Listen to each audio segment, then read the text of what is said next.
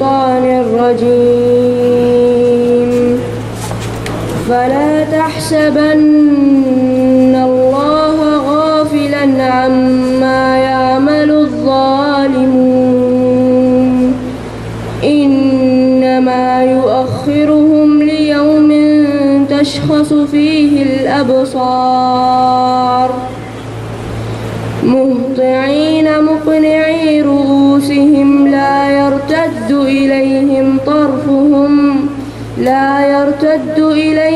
طرفهم وأفئدتهم هواء وأنذر الناس يوم يأتيهم العذاب فيقول الذين ظلموا ربنا أخرنا إلى أجل قريب نجب دعوتك ونتبع الرسل أولم تكونوا أقسمتم من قبل ما لكم من زوال وسكنتم في مساكن الذين ظلموا أنفسهم وتبين لكم كيف فعلنا بهم وضربنا لكم الأمثال وقد مكروا مكرهم وعند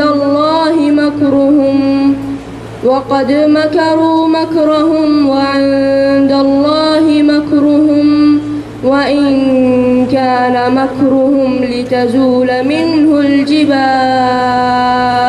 السلام علیکم ورحمۃ اللہ وبرکاتہ. الحمد للہ رب العالمین والصلاة والسلام علی رسولہ محمد وآلہ وصحبہ اجمعین.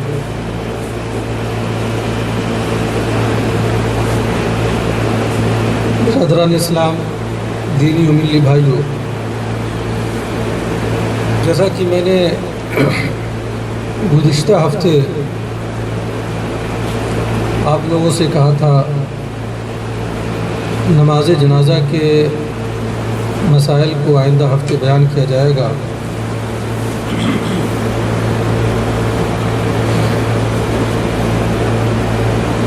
یہ کچھ بنیادی چیزیں ہوتی ہیں جن کا جاننا ہر مسلمان کے لیے لازم اور ضروری ہے. ہم اپنی زندگی میں کتنے جنازے اور کتنی تدفین کے اندر ہم شرکت کرتے ہیں، لیکن ہمیں نماز جنازہ کے مسائل معلوم نہیں، یا نماز جنازہ کا طریقہ کیا ہے یہ معلوم نہیں. تو یہ ہمارے لیے بدقسمتی کی بات ہے. ظاہر سی بات ہے، جو چیز معلوم نہیں اس کو معلوم کرنا ہم پر ضروری اور لازم ہے. خاص کر شریعت کے جو مسائل ہیں اور جو بنیادی مسائل ہیں ان کا جاننا ہر آدمی کو بالکل ہی ضروری ہے. اسی اہمیت کے پیش نظر آج کی اس مجلس میں میں نے نماز جنازہ کی مسائل اس موضوع کا انتخاب کیا ہے، اور بإذن اللہ نماز جنازہ کے تعلق سے پوری تفصیل کے ساتھ جو ہے آج کی اس مجلس میں گفتگو کی جائے گی.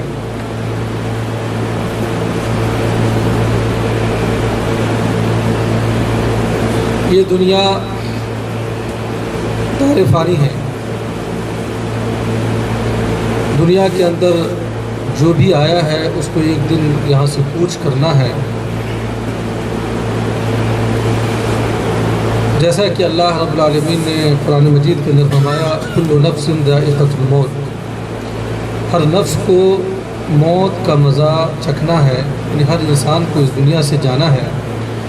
اور قرآن و سنت کے بے شمار دلائل ہیں وہ اس حقیقت پر دلالت کرتے ہیں. تو ہم جس طرح سے اس دنیا کے اندر جنم لیے ہیں، ایک دن ہم سب اس دنیا سے جائیں گے اور ہماری جو ہے یہ دنیاوی زندگی ختم ہو جائے گی. جیسا کہ ہم اپنی زندگی کے اندر مشاہدہ کرتے ہیں کہ ہم اپنے اعزاء و اقربا کو اپنے ہاتھوں سے دفناتے ہیں، تو تو ان کے لیے ہم کچھ نہیں کر سکتے تو کم از کم ان کے لیے ہم دعائیں کر سکتے ہیں. اور حقیقت یہ ہے کہ نماز جنازہ ان کے لیے مغفرت کی دعا ہی ہے. آئیے نماز جنازہ کے مسائل کو تفصیل کے ساتھ آج جانتے ہیں. سب سے پہلی بات یہ ہے کہ نماز جنازہ ہو چاہے کوئی بھی نماز ہو، وہ شروع ہوتی ہے تکبیر سے اور ختم ہوتی ہے سلام سے. نماز جنازہ ہی ایک ایسی نماز ہے جس کے اندر رکوع اور سجدہ نہیں ہے. اس کے علاوہ جتنی بھی نمازیں آپ دیکھ لیجئے، چاہے وہ فرض نماز ہو یا نوافل ہو، کسوف اور خسوف کی نماز ہو، سورج گرہن اور چاند گرہن کی نماز ہو، یا عیدین کی نماز ہو، تمام نماز کے اندر کیا ہے؟ رکوع بھی ہے اور سجدہ بھی ہے. ٹھیک ہے، لیکن صرف نماز جنازہ ایک نماز ہے جس کے اندر کیا ہے؟ رکوع اور سجدہ نہیں ہے. اسی لیے بعض لوگوں نے یہ کہا کہ نماز جنازہ ایک ہی رکعت ہے اور اس کے اندر رکوع سجدہ نہیں ہے، اس لیے حقیقت میں یہ نماز نہیں ہے، یہ دعا ہے اور اس کے اندر سورۃ الفاتحہ پڑھنا ضروری نہیں ہے. یہ ان کی دلیل ہے، لیکن یہ دلیل یا یہ بات ان کی اللہ کے رسول صلی اللہ علیہ وسلم سے ثابت شدہ باتوں کے خلاف ہے. نماز جنازہ نماز ہے، گرچہ اس کی کیفیت الگ ہے، اللہ کے رسول صلی اللہ علیہ وسلم نے اس کا طریقہ الگ بتایا ہے، لیکن وہ نماز ہے، محض یہ دعا نہیں ہے.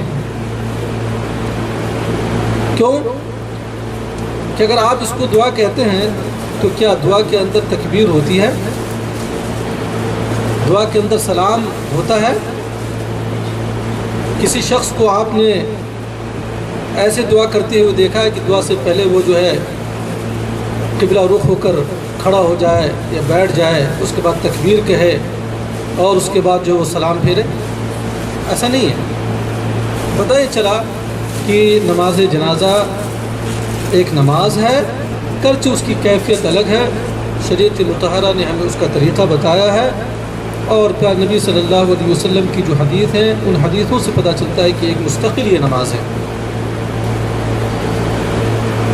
اس نماز میں تکبیر اللہ اکبر کہنے کے بعد کیا کہنا ہے بھائی؟ سورۃ الفاتحہ پڑھنا ہے. جس طرح کی اور نمازوں میں آپ سورۃ الفاتحہ پڑھتے ہیں، اور جو بخاری کی روایت ہے، اللہ کے رسول صلی اللہ علیہ وسلم نے فرمایا کہ لا صلاۃ لمن لم یقرأ بفاتحۃ الکتاب، کہ وہ شخص کی نماز ہی نہیں جو اپنی نماز کے اندر سورۃ الفاتحہ نہیں پڑھتا ہوگا. بات سمجھ آئی؟ تو اسی طرح سے اس نماز کے اندر بھی آپ کو تکبیر تحریمہ کے بعد اللہ اکبر کہنے کے بعد آپ کو کیا ہے؟ سورۃ الفاتحہ پڑھنا ضروری ہے. اس کے لیے دلیل کیا ہے؟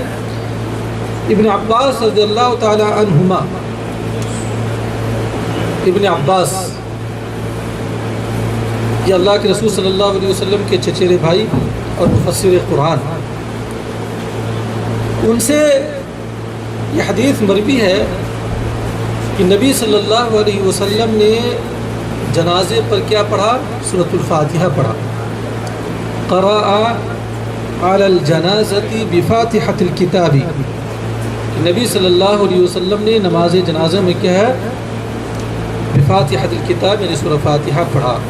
ظاہر سی بات ہے جب نص صریح آ جائے، نبی صلی اللہ علیہ وسلم سے کوئی واضح حدیث آ جائے تو وہاں پر ہمارے عقل کا دخل نہیں ہوگا. لیکن افسوس کی بات ہے لوگ نص صریح ہونے کے باوجود اپنے اماموں کی باتوں کو، اپنے بزرگوں کی باتوں کو، اپنے پیشواؤں کی باتوں کو کیا ہے؟ اوپر رکھتے ہیں، اور نبی کی بات کو کیا ہے؟ چھوڑ دیتے ہیں، یا تعویل کرتے ہیں، یا آگے اور پیچھے اور دائیں بائیں جھانکنے لگتے ہیں. دیکھیے نبی کی واضح حدیث آ گئی کہ ابن عباس رضی اللہ تعالیٰ عنہ فرماتے ہیں کہ اللہ کے رسول صلی اللہ علیہ وسلم نے نماز جنازہ پر کیا پڑھا؟ سورۃ الفاتحہ پڑھا۔ اب اس نص سے واضح آنے کے بعد بھی کوئی شک و شبہ کی گنجائش رہ جاتی ہے؟ ہرگز نہیں۔ اور یہ روایت جو ہے اس کو روایت امام ترمذی، ابو داؤد اور ابن ماجہ نے کیا ہے۔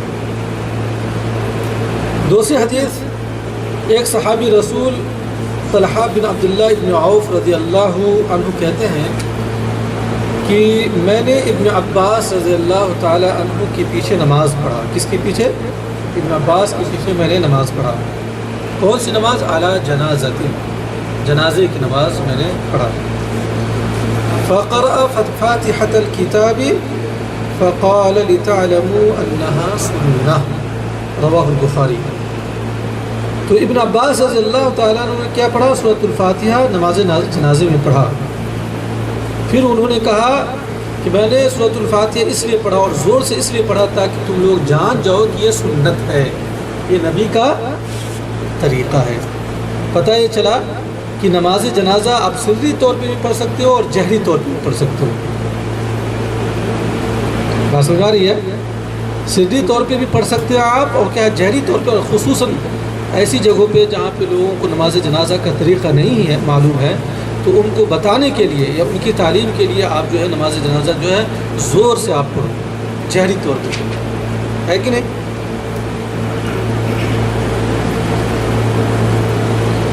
یہ پہلی تکبیر کے بعد کا مسئلہ ختم ہو گیا۔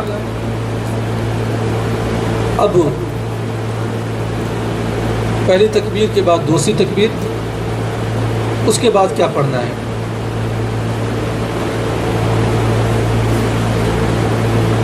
دوسری تکبیر کے بعد کیا ہے؟ درود شریف پڑھنا ہے۔ کیا پڑھنا ہے؟ درود شریف۔ اور کون سی درود؟ درود ابراہیمی، جس درود کو پیارے نبی صلی اللہ علیہ وسلم نے اپنے صحابہ کرام کو کیا ہے؟ سکھایا۔ اور وہ درود ابراہیمی کیا ہے؟ اللہم صلی علی محمد وعلی آل محمد کما صلیت علی ابراہیم وعلی آل ابراہیم انک حمید مجید، اللہم بارک علی محمد وعلی آل محمد کما بارکت علی ابراہیم وعلی آل ابراہیم انک حمید مجید۔ یہ درود ابراہیمی ہے اور یہ سب سے بہتر درود ہے، چونکہ یہ نبی صلی اللہ علیہ وسلم کے کلمات اور ان کے الفاظ ہیں۔ اس کے علاوہ جو درود لوگوں نے بنا لیا یا گڑھ لیا ہے، ان درودوں کے اندر شرکیہ اور بدعتی کلمات ہیں، بعض ایسے کلمات ہیں جو شریعت کے مخالف ہیں۔ لہذا ہمیں پیارے نبی صلی اللہ علیہ وسلم سے کہ جو الفاظ ہیں یا جو درود ابراہیمی ہیں، جو پیارے نبی صلی اللہ علیہ وسلم کی زبان مبارک سے جو الفاظ نکلے ہیں، ہمیں انہی الفاظ کو پڑھنا چاہیے اور انہی الفاظ کے پڑھنے کا ہمیں اہتمام کرنا چاہیے۔ اس کے اندر جو ہے خیر و برکت ہے، اور یہی اتباع سنت کا کیا ہے؟ تقاضا ہے۔ تو دوسری تکبیر کے بعد کیا کہنا ہے؟ درود ابراہیمی ہمیں پڑھنا ہے۔ تیسری تکبیر کے بعد کیا کہنا ہے؟ جو نماز جنازہ کی جو دعا نبی صلی اللہ علیہ وسلم نے سکھائی اور ابھی میں آگے بیان کروں گا، وہ پڑھنا ہے۔ اور چوتھی تکبیر کے بعد سلام پھیرنا واجب ہے، سلام پھیرنا واجب ہے۔ چوتھی تکبیر کے بعد کیا کرنا ہے؟ سلام پھیرنا واجب ہے۔ ابھی جیسا کہ میں نے ایک مسئلہ بتایا کہ نماز جنازہ میں سری یا جہری قرأت کرنا دونوں طرح درست ہے۔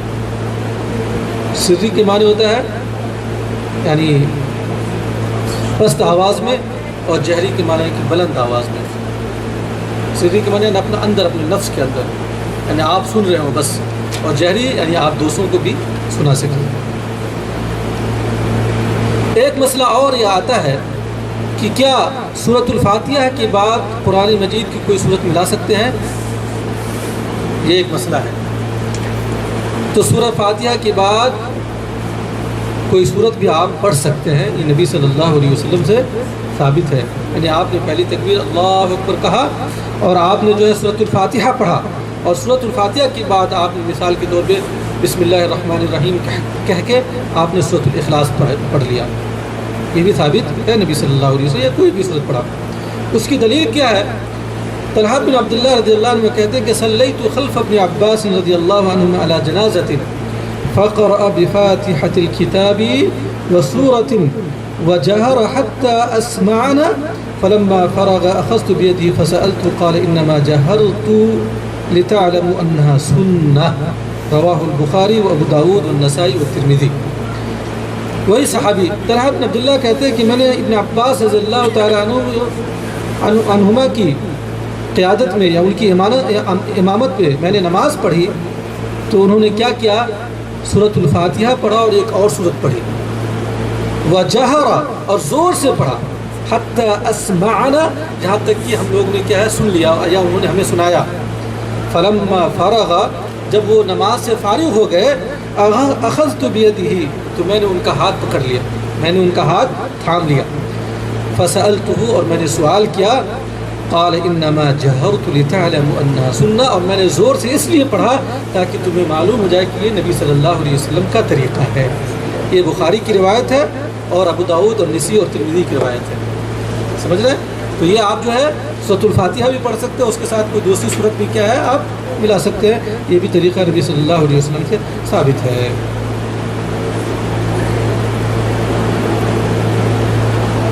اس کے بعد یہ جو نماز کا پورا طریقہ ہے اس کے تعلق سے نبی صلی اللہ علیہ وسلم کی ایک تفصیلی حدیث ہے جو نماز جنازہ کا پورا طریقہ جو ہے اس حدیث کے اندر آ جاتا ہے. آج بھی اس کو سنتے ہیں. راوی ہے امامہ ابن سہل رضی اللہ عنہ.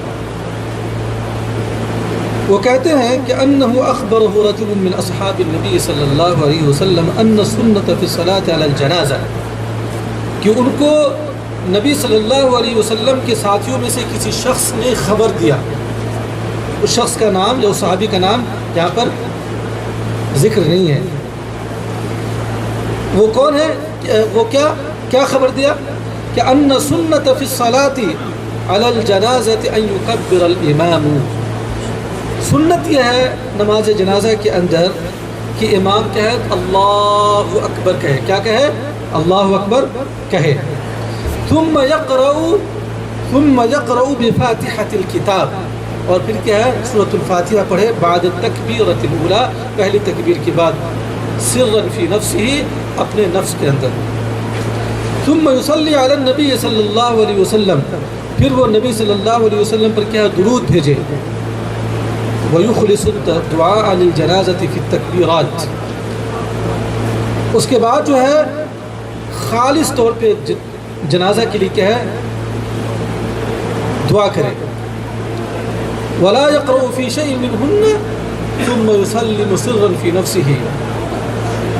پھر اس حدیث کو سنیں کہ حضرت ابو امامہ سہل بن رضی اللہ عنہ نبی اکرم صلی اللہ علیہ وسلم کے ایک صحابی رضی اللہ عنہ سے روایت کرتے ہیں کہ نماز جنازہ میں امام کا پہلی تکبیر کے بعد خاموشی سے سورہ فاتحہ پڑھنا، پھر دوسری تکبیر کے بعد نبی اکرم صلی اللہ علیہ وسلم پر درود بھیجنا، پھر تیسری تکبیر کے بعد خلوص دل سے میت کے لیے دعا کرنا اور اونچی آواز سے قرت نہ کرے. چوتھی تکبیر کے بعد آہستہ سلام پھیرنا سنت ہے. یعنی یہ ایک طریقہ یہ بھی ہے جو انہوں نے روایت کیا ہے، لیکن دوسری حدیثوں سے جہری طور پہ بھی جو ہے نبی صلی اللہ علیہ وسلم سے ثابت ہے کہ آپ صلی اللہ علیہ وسلم کی سنت اور یہ طریقہ ہے کہ آپ نے جہری طور پہ بھی نماز جنازہ پڑھا. اس سے آپ یہ لے سکتے ہیں کہ پہلی تکبیر میں کیا کہنا ہے، دوسری تکبیر کے اندر کیا کہنا ہے، تیسری تکبیر کے اندر کیا کہنا ہے، اور چوتھی تکبیر کے بعد کیا کرنا ہے، سلام کو پھیرنا ہے. ٹھیک ہے، اس سے یہ ثابت ہوا. جہاں تک میں نے ابھی آپ کے سامنے یہ ساری چیزیں بتائی ہے، اب ایک مسئلہ یہ رہتا ہے دعا کا مسئلہ ہے. اور یہ دعا ہر آدمی کو برزبانی یاد ہونا چاہیے. کتنی لائنوں کی دعا ہے؟ 4-5 لائنوں کی دعا ہے. اور ہماری عمر کتنی ہو گئی؟ کسی کی 20 سال، کسی کی 30 سال، کسی کی 25 سال، کسی کی 40 سال، کسی کی 50 سال، اور 4-5 لائن ہم یاد نہیں کر پائے.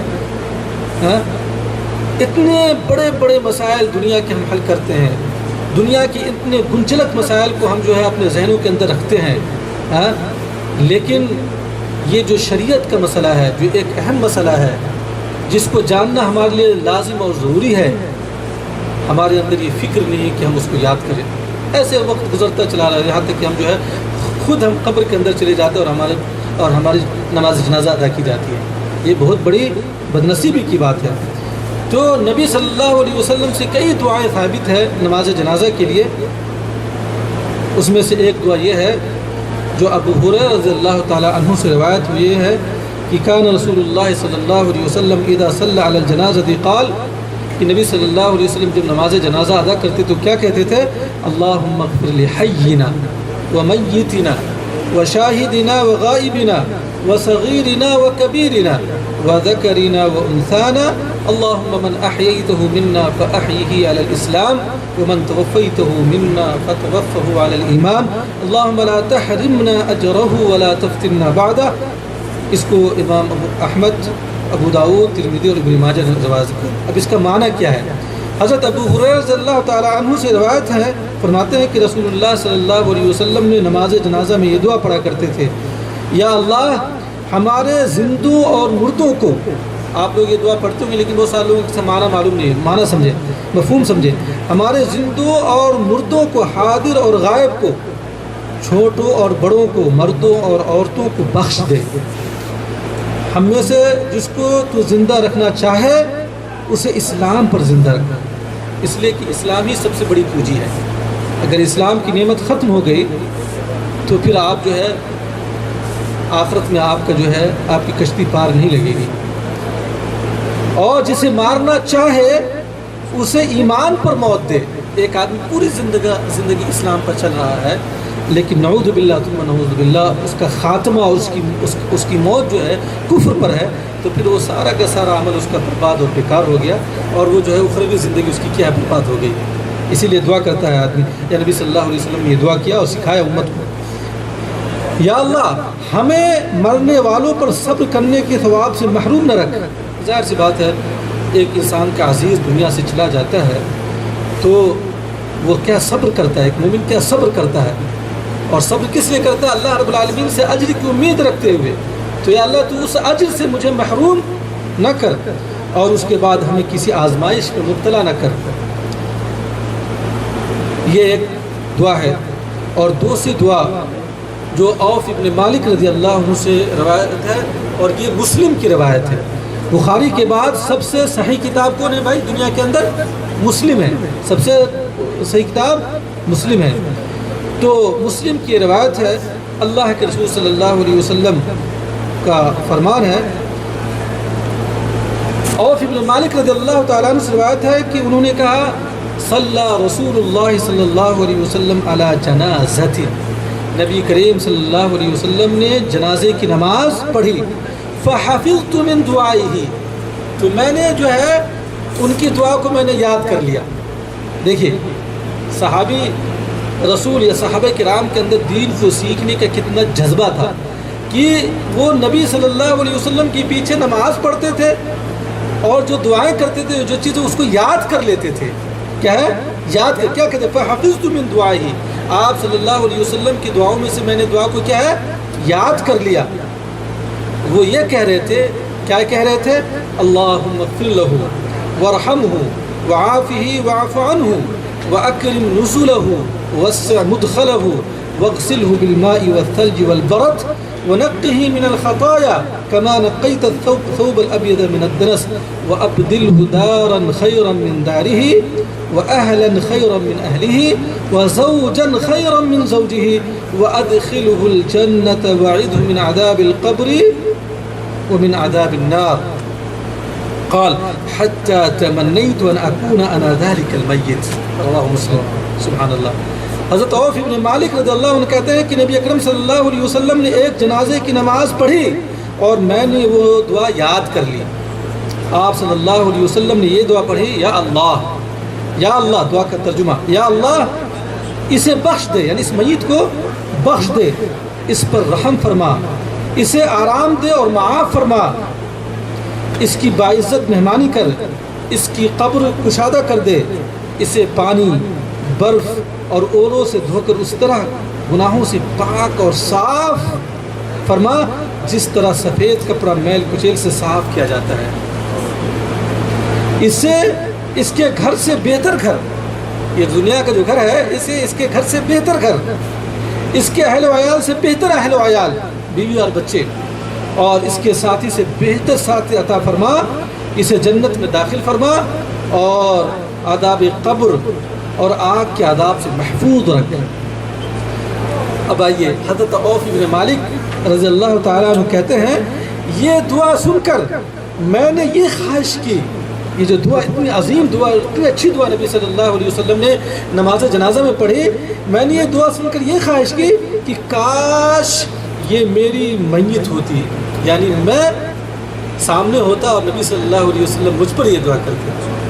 عوف بن مالک نے یہ جو ہے، اور اس کو کس نے جو ہے، مسلم نے روایت کیا ہے۔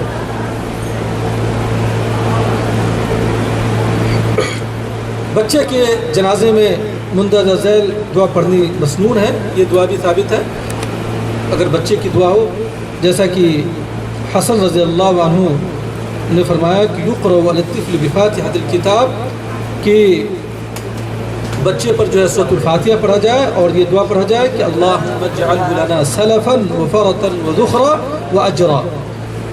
حضرت انس رضی اللہ عنہ نے ایک بچے پر نماز جنازہ پڑھی جس میں سورہ فاتحہ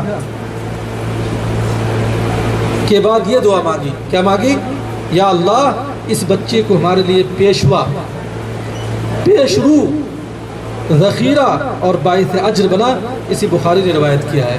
یعنی بچے کے لیے ایک خاص دعا یہ بھی ثابت ہے، آپ یہ دعا پڑھ سکتے ہیں، کیا ہے؟ اللہم اجعلہ لنا سلفا وفرتا وذخرا واجرا، ٹھیک ہے۔ اس کے بعد ایک مسئلہ یہ آتا ہے کہ نماز جنازہ پڑھانے کے لیے امام کو مرد کے سر اور عورت کے وسط میں کھڑا ہونا چاہیے، یہ مسئلہ یاد رکھیں۔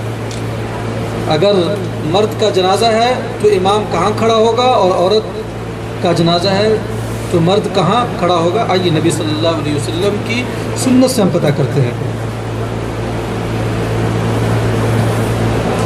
روایت ہے غالب حناد رضی اللہ عنہ سے، انہوں نے فرمایا شہدت انس بن مالک رضی اللہ عنہ صلی علی جنازۃ رجل فقام عند رأسه فلما رفعت أتي بجنازة امرأة فصلى عليها فقام وسطها وفينا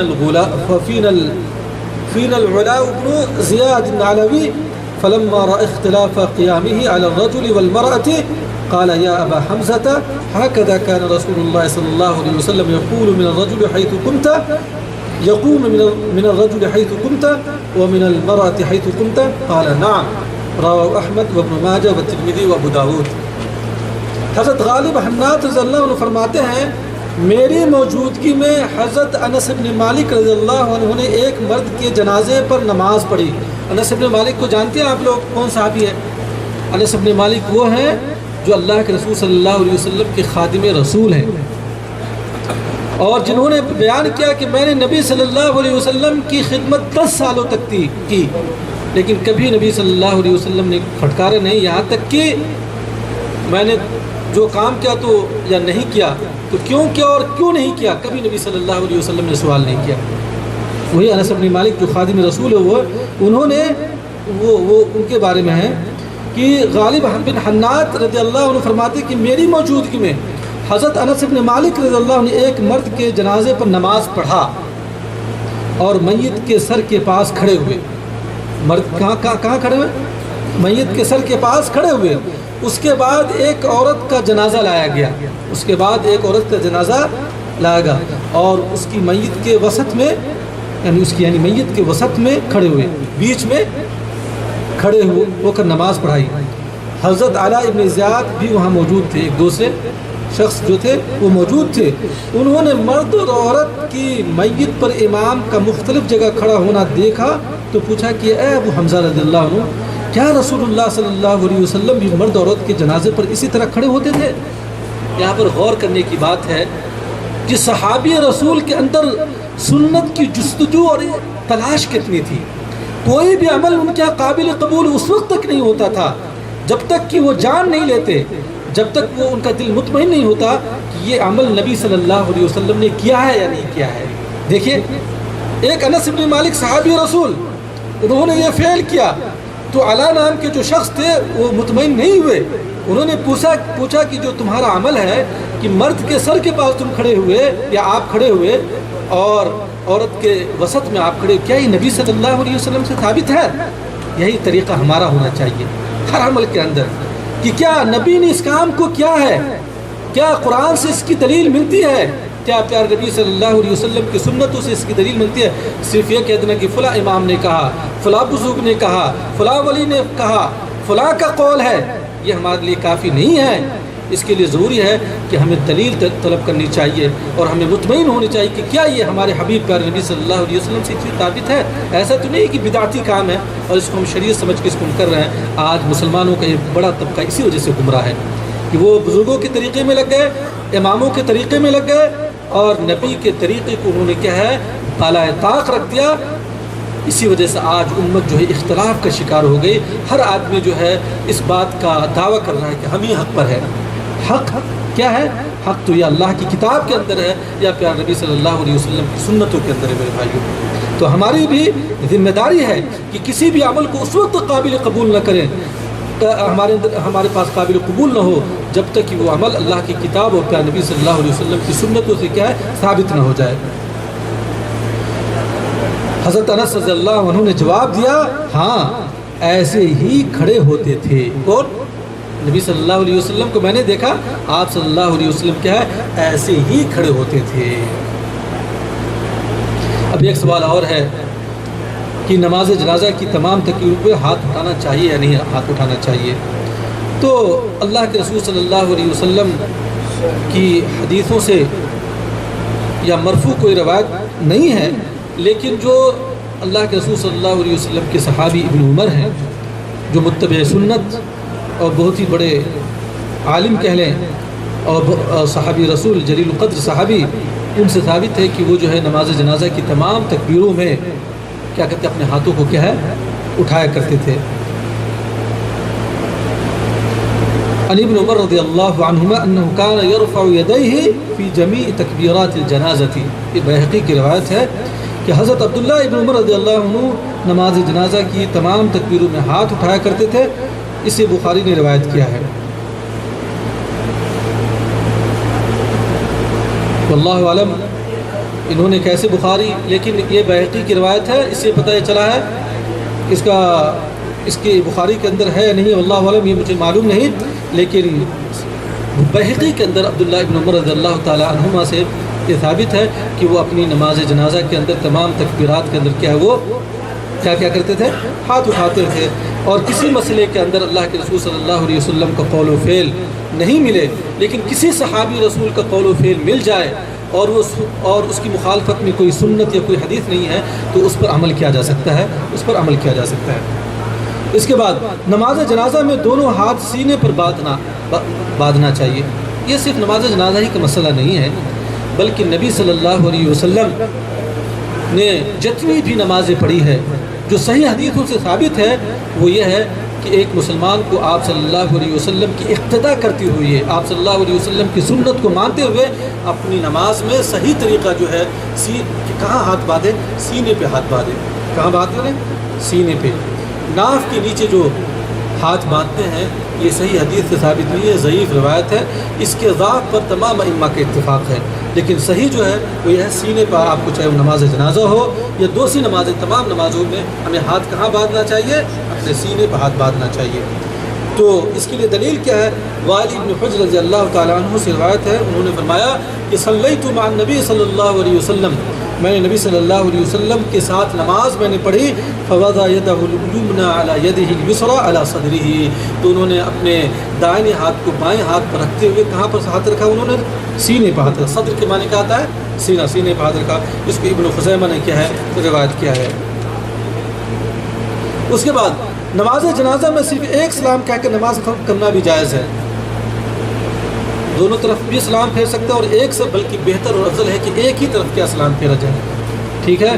آپ دیکھتے ہیں کہ سعودی عرب میں ایک ہی طرف سلام پھیرا جاتا ہے، نہیں پھیرا جاتا ہے دائیں طرف بس۔ عن ابی ہریرہ رضی اللہ عنہ ان رسول اللہ صلی اللہ علیہ وسلم صلی علی جنازۃ فکبر علیہ اربعا وسلم تسلیمۃ واحدہ، حضرت ابو ہریرہ رضی اللہ تعالیٰ عنہ سے روایت ہے کہ رسول اللہ صلی اللہ علیہ وسلم نے نماز جنازہ پڑھائی، اس میں 4 تکبیریں کہیں۔ کتنی تکبیریں کہیں؟ 4 تکبیریں کہیں اور قبلہ رخ رہتے ہوئے ایک سلام کہا۔ کتنا سلام کہا؟ ایک سلام کہا. اس کو دارقطنی نے، حاکم اور بہقی نے روایت کیا ہے. اس طرح سے ایک مسئلہ یہ ہے کہ نماز جنازہ مسجد میں پڑھ سکتے ہیں کہ نہیں پڑھ سکتے ہیں. مسجد کے اندر نماز جنازہ ادا کر سکتے ہیں کہ نہیں کر سکتے ہیں. عائشہ ام المومنین عائشہ رضی اللہ تعالی عنہا سے روایت ہے، انہوں نے فرمایا کہ واللہ لقد صلی رسول اللہ صلی اللہ علیہ وسلم علی ابنی بیضاء فی المسجد سہیل و اخیہ، رواہ مسلم. مسلم کی روایت ہے. ام المومنین عائشہ صدیقہ رضی اللہ عنہا فرماتی کہ بخدا یا اللہ کی قسم، رسول اللہ صلی اللہ علیہ وسلم نے بیضاء کے دونوں بیٹوں، بیضاء ایک شخص کا نام تھا، بیضاء کے دونوں بیٹوں یعنی سہیل اور اس کے بھائی کی نماز جنازہ مسجد میں پڑھی ہے. آپ نے پڑھی ہے، لہذا مسجد میں بھی نماز جنازہ کیا ہے؟ پڑھ سکتے ہیں. یہ کس کی روایت ہے؟ مسلم کی روایت ہے. میت قبر میں دفنانے کے بعد اس پر نماز جنازہ پڑھنی جائز ہے. میت کو آپ جو ہے قبر میں دفنا دیے، اس کے بعد میں لوگ آئے اور وہ نماز جنازہ پڑھنا چاہتے ہیں تو کیا ہے؟ آپ پڑھ سکتے ہیں، یہ پڑھنا جائز ہے. اس کی دلیل کیا ہے؟ ابن عباس رضی اللہ عنہما سے روایت ہے کہ انتہا رسول اللہ صلی اللہ علیہ وسلم الی قبر رطب فصلی علیہ وصفوا خلفہ وکبر اربعا، متفق علیہ. یعنی بخاری اور مسلم کے متفق علیہ کا کیا مطلب ہوتا ہے؟ یعنی اس روایت کو بخاری نے بھی روایت کیا ہے اور امام مسلم نے بھی روایت کیا ہے. جو قرآن مجید کی سب سے صحیح ترین کتابیں کون ہیں مجید کے بعد؟ بخاری اور مسلم. اور جس حدیث کو بخاری اور مسلم نے دونوں نے روایت کر دیا تو اس کا مطلب ہے کہ سند کے اعتبار سے بہت ہی اعلیٰ درجے کی حدیث ہے، بہت ہی اعلیٰ درجے کی. اس کے اندر شک و شبہ کی کوئی گنجائش نہیں رہ جاتی ہے.